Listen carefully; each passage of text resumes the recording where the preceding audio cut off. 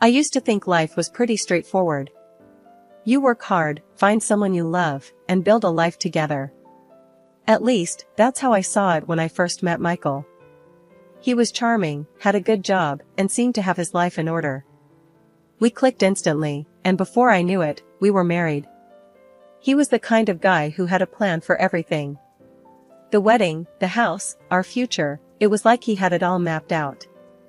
I guess I got caught up in it all, thinking I'd hit the jackpot. "Susan, love, you don't need to work anymore," Michael said to me, shortly after our honeymoon. "I've got us covered. You can focus on the house, and soon, we'll start our family. Won't that be wonderful?" It sounded nice at the time. No more waking up early for the daily grind, no more dealing with office politics. Just a peaceful life at home, taking care of the man I loved and our future kids. So, I agreed.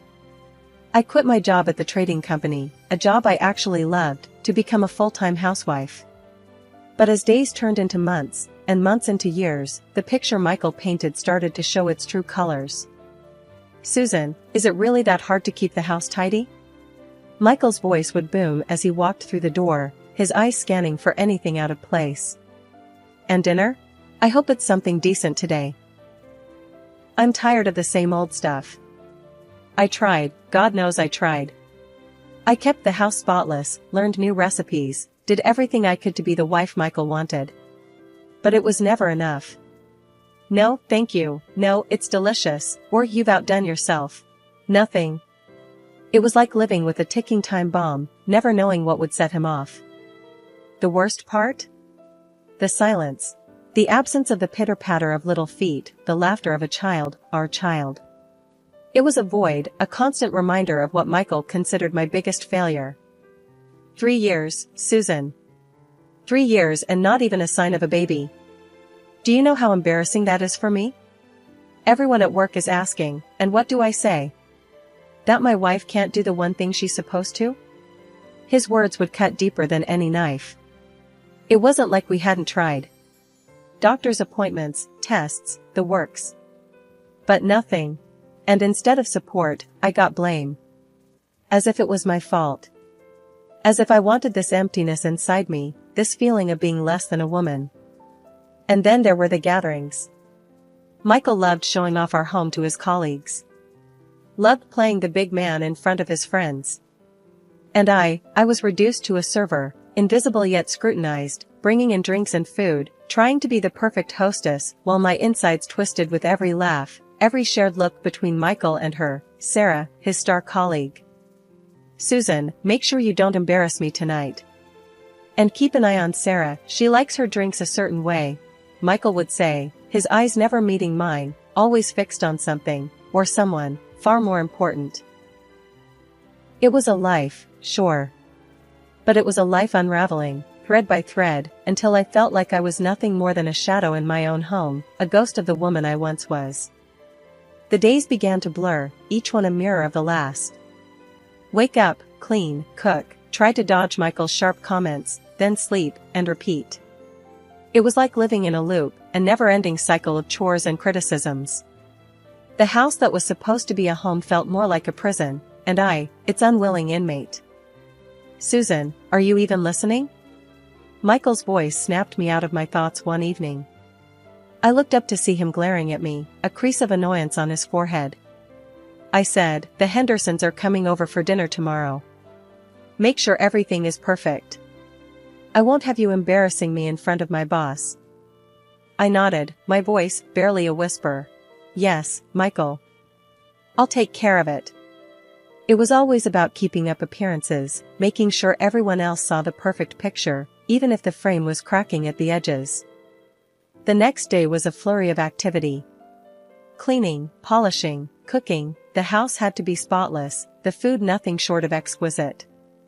It was exhausting, but I had learned long ago that it was better to just do it than to face Michael's wrath.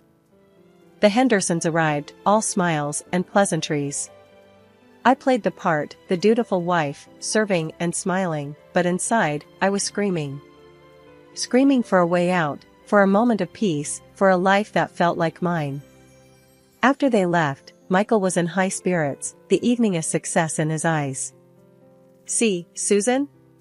When you actually try, things go well. Keep this up, and maybe there won't be as much to complain about." His words stung, but I bit back the tears. Crying never helped, it only made things worse. So, I cleaned up, washing the dishes as the weight of Michael's expectations and my own helplessness settled on my shoulders like a lead cloak. The next morning, I woke up feeling off. My head was spinning, and my stomach churned. I brushed it off, thinking it was just exhaustion or maybe something I ate. But when it happened again the next day, and the day after, I couldn't ignore it anymore. "Michael, I think I need to see a doctor," I said one morning, trying to keep my voice steady.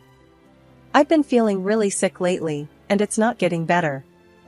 He barely looked up from his phone. "What now, Susan? Can't you handle a simple stomach bug?" "Fine, go see a doctor if you must, but make sure it's quick. You know we have plans this weekend." The doctor's appointment was a blur. Tests were run, questions asked, and then the wait. The wait that felt like an eternity. And then, the news I never expected, the news that changed everything. "Congratulations, Mrs. Taylor, you're pregnant," the doctor said, her smile warm and genuine. Pregnant. The word echoed in my mind, a beacon of hope in the fog of my life. I was going to be a mother. A mix of joy and fear washed over me. Joy for the life growing inside me, and fear for how Michael would react. I rushed home, the news burning a hole in my pocket. "Michael," I said, bursting through the door, my heart racing. "I have something to tell you. We're going to have a baby." He looked at me, his expression unreadable. "A baby, huh?" he said, his voice flat. "Well, don't expect this to change anything, Susan. Pregnant or not, you still have your responsibilities here." His words hit me like a bucket of cold water. This was supposed to be a moment of happiness, of shared dreams coming true.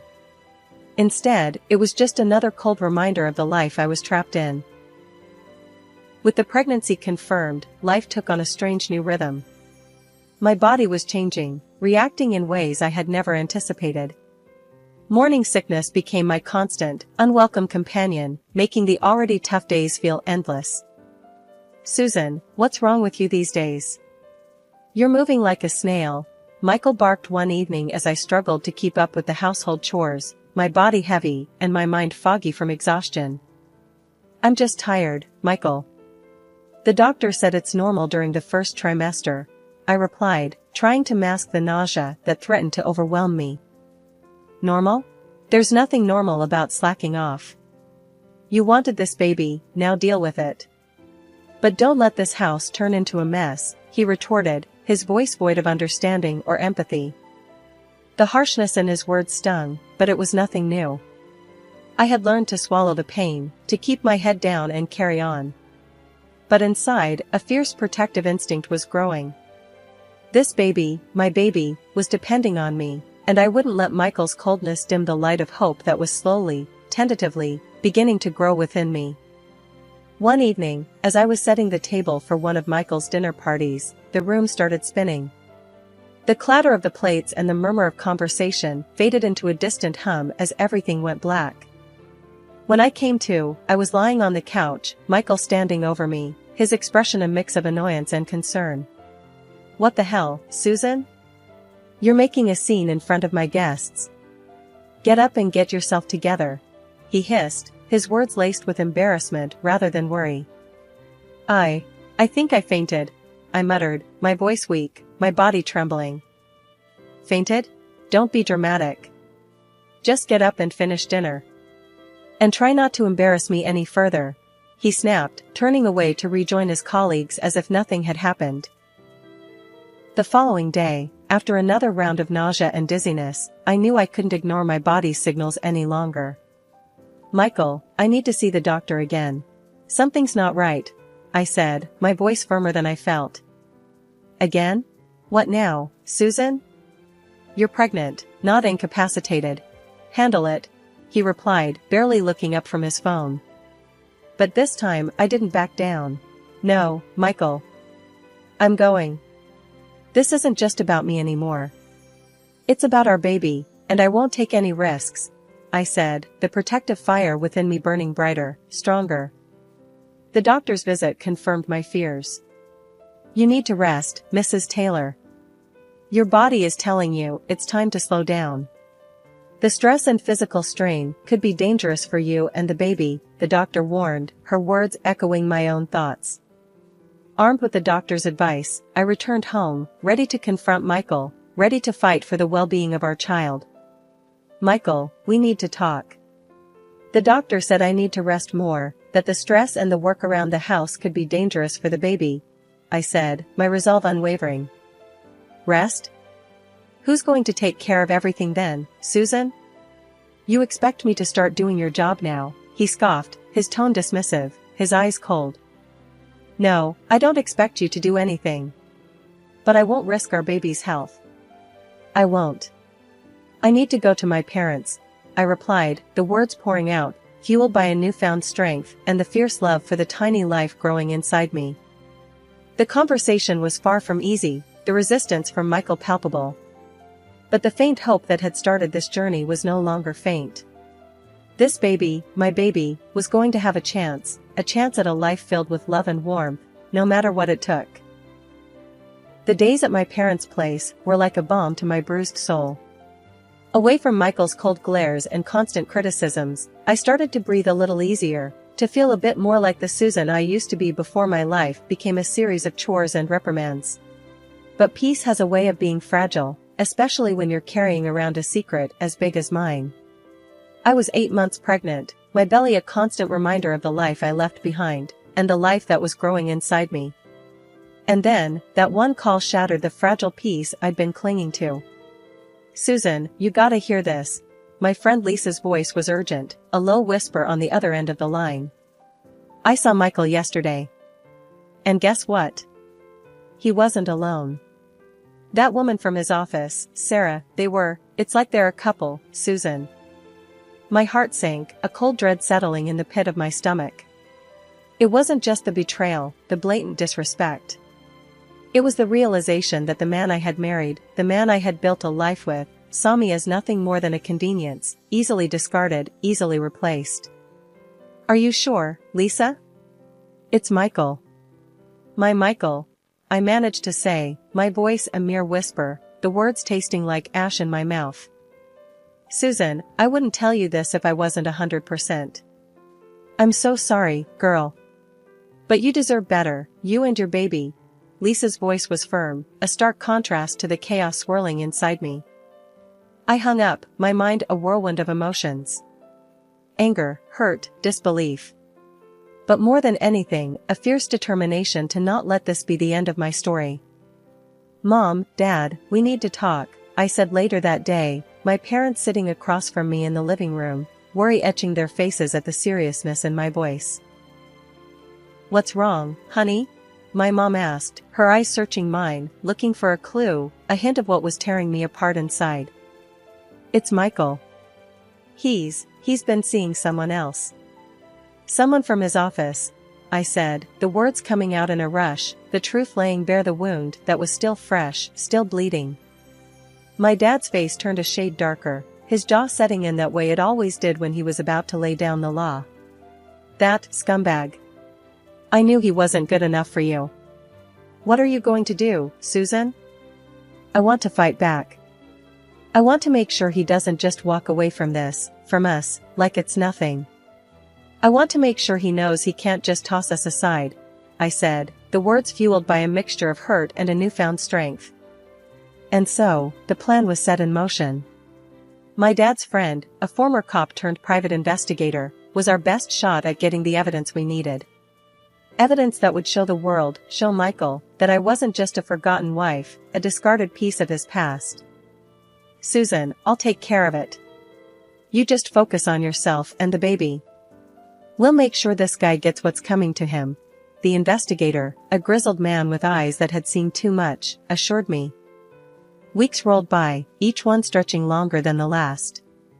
The house, usually filled with tension, was now brimming with a silent storm, the kind that threatens to shatter everything in its wake. The private detective had done his job well, too well. The evidence he handed over was damning photos and videos that left no room for doubt. Michael's infidelity was laid bare, each image a stab in my heart. And Sarah, his colleague, the woman I had reluctantly hosted at my husband's request, was at the center of it all. "Can't believe this, can you, Susan?" my mom muttered as we sifted through the evidence one evening. Her face was a mix of anger and sympathy, her hand squeezing mine in a silent show of support. "You gonna let him get away with this? After everything?" I wiped my eyes, the reality of my situation settling like lead in my stomach. No, I can't. But it's not just me anymore.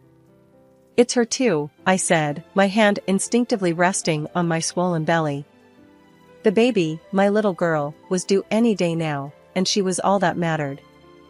The birth was a whirlwind, a mix of pain, fear, and overwhelming love. When they placed her in my arms, her tiny fingers curling around mine, the world faded away.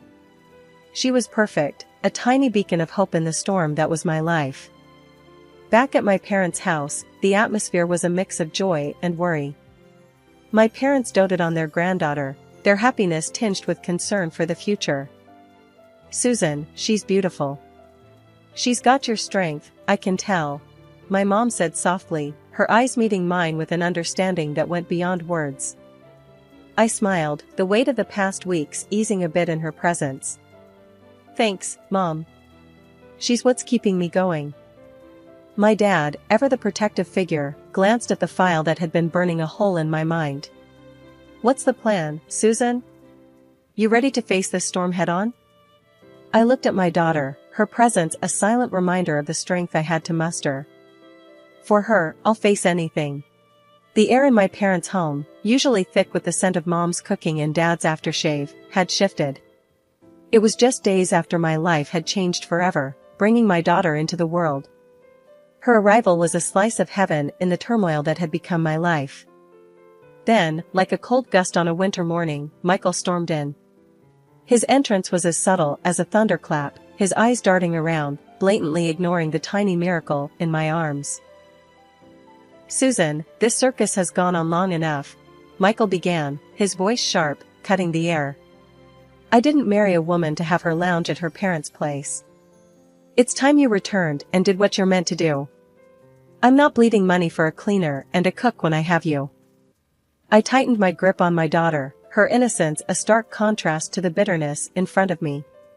"Michael, you're living in a fantasy if you think I'm stepping back into that house, back into that life. It's not happening." His laugh was cruel, devoid of humor. "Oh, really? And how do you plan on surviving, Susan? If you think I'm going to let you walk away with half of what's mine, you're sorely mistaken. I'll divorce you and make sure you don't get a dime."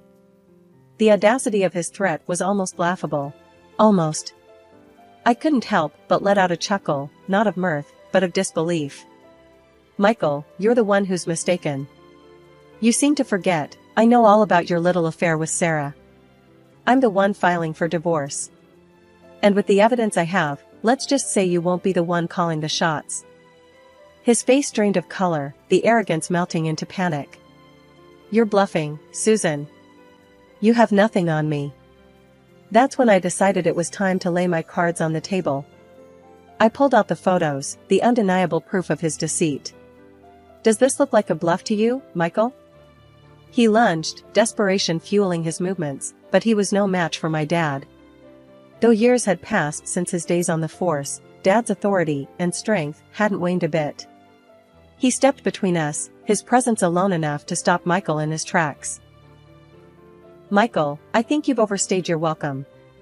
Leave my house, and don't you dare come back threatening my daughter." Dad's voice was calm, but the underlying warning was clear as day.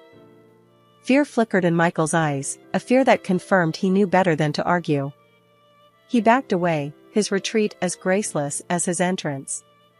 The door shut behind him with a thud that seemed to echo my heartbeat. Silence enveloped the room for a moment, the tension slowly dissolving. I looked down at my daughter, her serene face oblivious to the storm that had just passed. She was my beacon, my reason to stand tall against the chaos. Weeks turned into a blur, a mix of sleepless nights and endless paperwork. My lawyer, Mr. Jenkins, was a no-nonsense guy, his office always smelling like strong coffee and determination. We were gearing up for a legal battle, and the air was thick with anticipation. "Susan, we're in for a rough ride. You sure you're up for this?" Mr. Jenkins asked as we sat in his office, papers spread out like a map of the battlefield ahead. I held my daughter close, feeling her steady breaths. "I've never been surer of anything, Mr. Jenkins. It's not just for me, it's for her too." The day we filed the lawsuit felt like stepping into a storm. The papers, heavy with the weight of my broken marriage, were now in the hands of the court. Mr. Jenkins was a force to be reckoned with, his every word in the courtroom sharp and precise. Then came the day of reckoning. The courtroom was imposing, its walls echoing the sound of justice. Michael was there, his face a mask, his lawyer whispering last-minute strategies. "Susan, you don't have to do this. We can work it out," Michael hissed as I passed him, a last-ditch attempt to sway me. I met his gaze, feeling nothing but the fire of resolve burning within me. "Work it out? That ship has sailed, Michael. See you in court." The hearing was intense, every word, every piece of evidence, a nail in the coffin of Michael's lies.